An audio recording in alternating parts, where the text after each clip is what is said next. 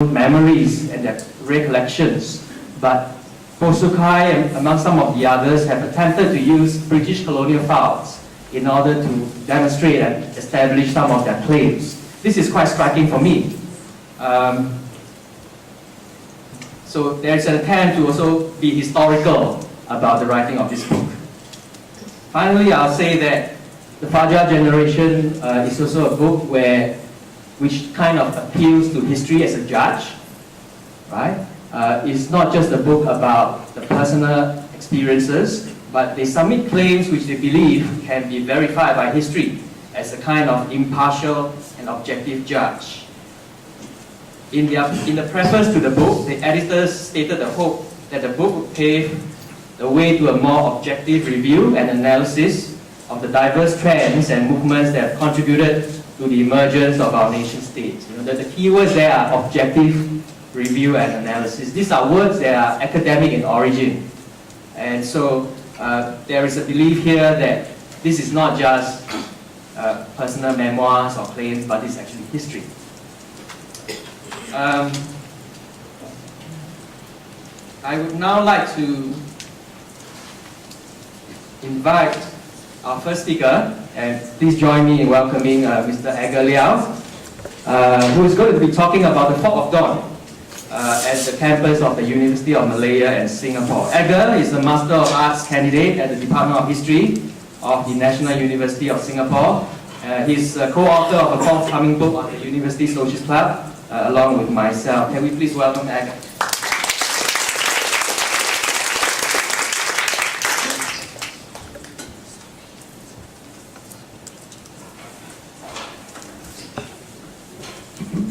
Thank you everybody. I'd first like to thank the Singapore Heritage Society for inviting me to be a panel at this talk, as well as Eileen, who was the one who contacted me.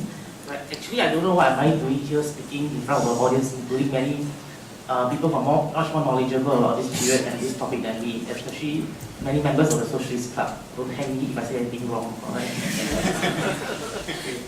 But I ask your patience in bearing with me for the next 30 minutes and share my views on some of this period as a young Singaporean reading this, as a young Singaporean scholar in history reading this particular book.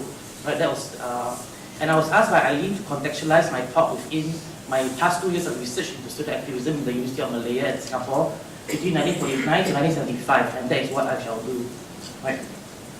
I would also like to preface my talk again by opening with the book editor's hope that the Fajar Generation, this book, will open the way towards a more diverse and objective history of the diverse trends and movements that contributed to the emergence of the nation state. Right. I want to explain how I think the Fajar Generation contributes to our understanding of student activism in this university. Before arguing, however, that the objective of to achieve this objective of a more objective history, we have to zoom out from the University Socialist Club and the Fajar Generation to look at the entire landscape of student activism in the university as a whole.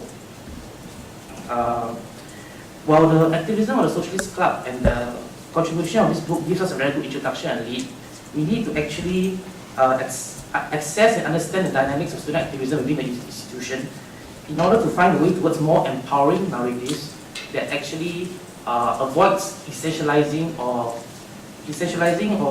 misrepresenting the students of the University of Malaya and Singapore as apathetic, flippant youths or naive, manipulated pawns, as some narratives are prone to do.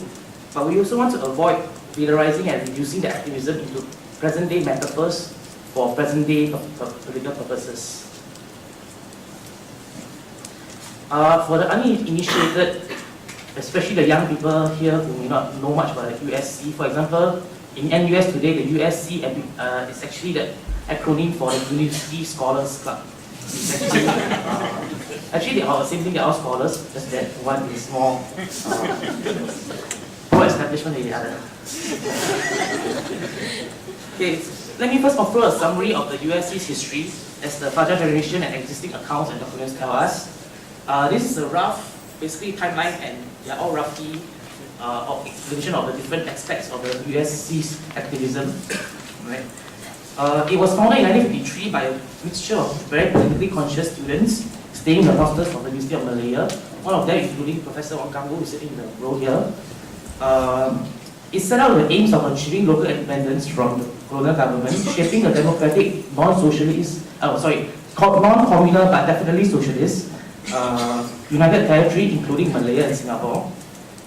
It also sought to propagate socialist thought as well as stimulate student political consciousness and action.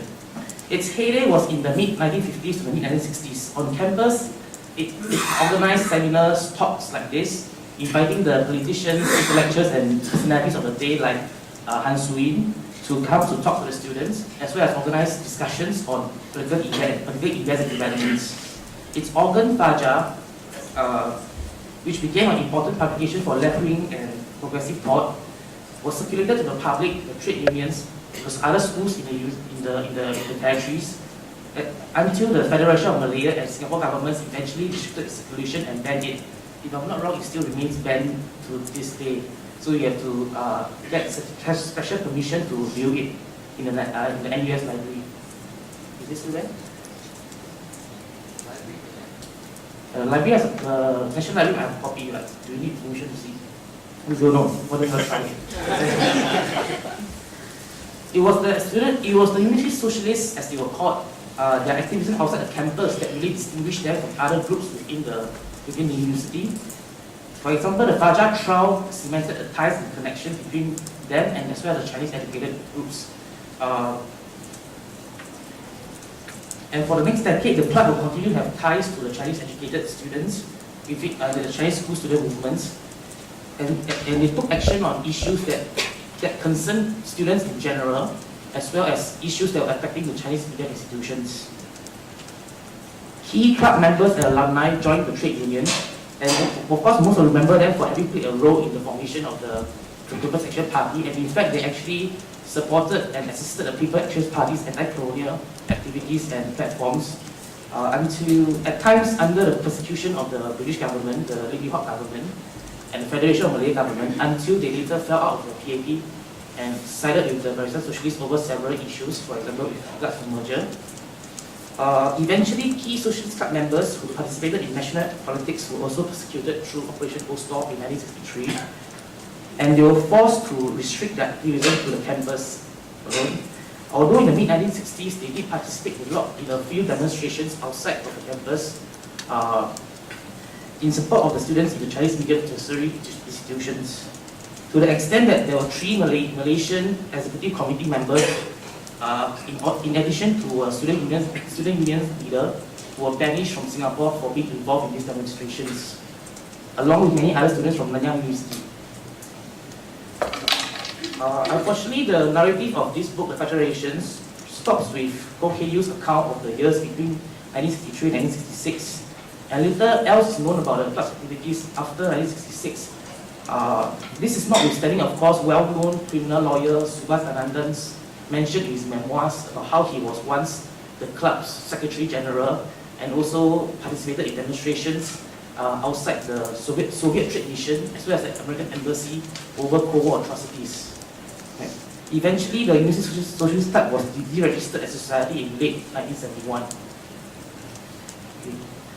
What does the Fajar Generation tell us? Previously, knowledge of student activism in the University of Malaya and University of Singapore has been largely limited to the academic realm, in academic journals and studies, as well as the memories of witnesses and participants. So for a young Singaporean like myself, previously, no idea that there was such thing as student activism. Right? The general Singapore public's perception of past student political activism is still dominated by the activism of the Chinese schools, the Chinese institutions, and therefore this book actually makes available for the wider Singapore public another account of the political pluralism and dynamism of the years between the Japanese occupation and Singapore's national independence. It shows that beyond the Lee Kuan Yew and the Goh Keng Swee group, there was another group of Anglophone student activists in the University of Malaya that participated in this articulation and pursuit of different and competing visions of a post-colonial Malaya and Singapore. For an idea of what the visions are, read the book. This was a group that was eventually marginalized politically, together with many other groups of political actors by the Singapore government, and this book represents their way of reinstating their story.